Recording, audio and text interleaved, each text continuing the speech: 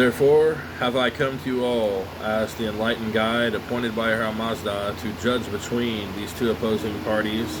Let us live in harmony of truth and justice. Yasna 31.2. Further, he proclaims himself a Zeyatar. Yasna 33.6, an officiating priest at a religious ceremony, learned in composing intricate mantric verses full of meaning. Even more important, he claims to be a Mantran, a preacher of the sacred word.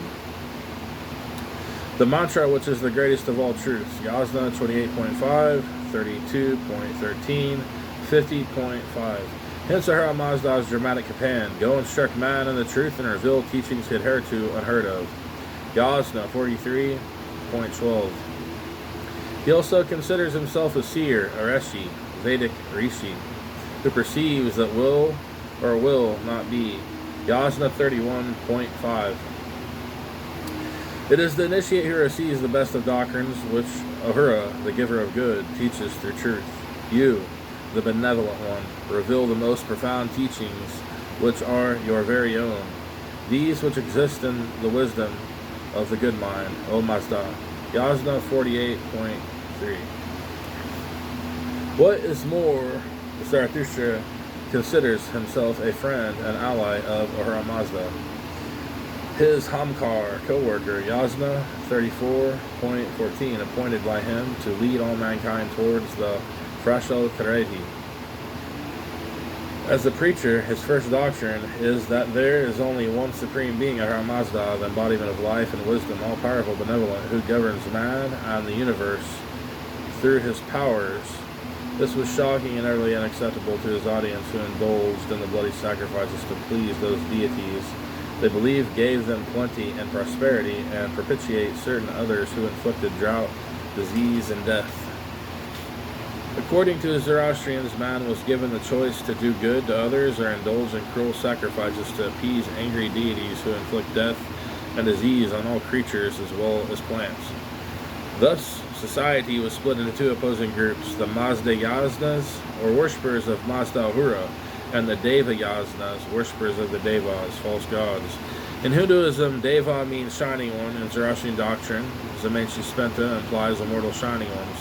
Zarathustra condemned the Devas as false gods. In retaliation, the Hindus demonized the Asuras, once worshipped as the high gods of truth and justice.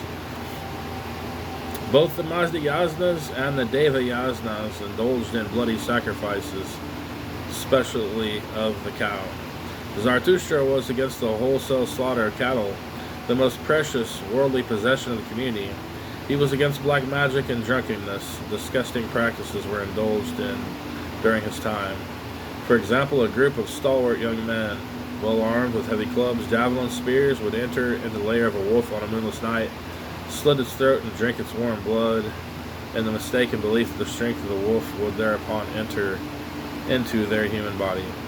The prophet is in despair in his struggle to eliminate this savagery and evil. How shall I expel the truth from amongst us? Those who are full of disobedience neither shine in the pursuit of truth nor delight in the teachings of the good mind. Yasna 44.13. And again he cries out, where does the comfort replace sorrow? Where does mercy prevail? Where can truth be attained? Where is your compassionate devotion? Where is your sovereignty, O Mazda? And where your supreme mind? Yasna 51.4. All these he asks for, so that the law-abiding individuals and their enlightened guide, the Ratu, through their penetrating insight, control two rewards for good and evil. Yasna 51.5. Zarathustra is unique among the founders of the great world religions in that he insists on everyone exercising his freedom of choice, man by man, each one for his own self. Yasna 30.2. This, of course, not only forces every individual to think for himself or herself, but also to shoulder the responsibility of the results of action taken. The generality of mankind would rather not take such responsibility. They are only too willing to pass this on to church and state. To think clearly for oneself is always an arduous task, but immensely rewarding. It gives every individual a sense of total freedom and the responsibility engendered by the action which follows can become a heavy burden.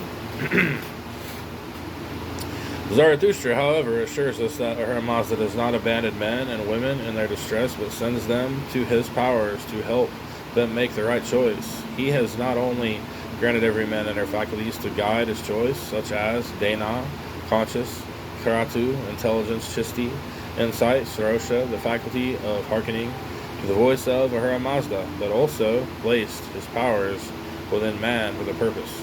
Moreover, he invites man to be his Hamkar, co-worker, so that hand in hand both may strive to bring about the Frasho Karidi. This fellow filling with Ahura Mazda gives every Zoroastrian an optimistic buoyancy, which accompanies him throughout his life. Nothing can go wrong if we place one hand in the hand of Ahura Mazda and the other in the hand of Ashal, truth.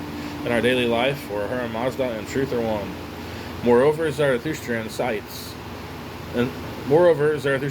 that thought, word, and deed must be combined into a single unity. The good thought must be expressed in good words, and both translated into good deeds. Hence the motto of the religion, Yumata Hukta Varshta. The good thought conceived in the mind must be spoken, so that others may hear it, and then embodied in action so that others may benefit, and the happiness of those around him. Man finds his own happiness, so every Zoroastrian is urged to perform as many good deeds as he can throughout his earthly life. There is no other salvation for him except in the good deeds he performs on earth. These good deeds must extend not only to one's own fellow men, but also to plants and animals, hence the expression, the sacred waters and plants. So the true Zoroastrian keeps the waters clean and flowing, plants fresh and green, and develops the mineral kingdom and other resources in nature for the benefit of man. Animals must be cared for and treated with love. Moreover, Zarathustra firmly believes that Gedish, the physical world, and Menish, the mental world, are one world, and both are sacred and to be enjoyed. Our bodies must be kept clean, and in this perfect health to give us the utmost enjoyment. Food is sacred and to be relished, but not to the extent of gluttony, so that what is eaten is disgorged. Sex is sacred and meant to be a thrilling experience, but not to be desecrated. Marriage is sacred and designed for the fulfillment of both husband and wife. In the last Gatha, which celebrates the marriage of Zarathustra's youngest daughter, Porochista, we read, I address words of advice to the brides and to you, O bridegrooms, so listen carefully to these teachings. Being well versed in religious doctrines, learn the value, the life of the good mind. May each of you strive with the other to attain truth and deed. This will be to him or her a blessed existence. Yasna 53.5. In this way, O men and women, you will unite with truth. Yasna 53.6. Further, he declares that the silent meditation is best for man. In the extant gathas, there is no mention of techniques of meditation, but at least we are made aware of the importance of developing the body and mind for our fulfillment in life.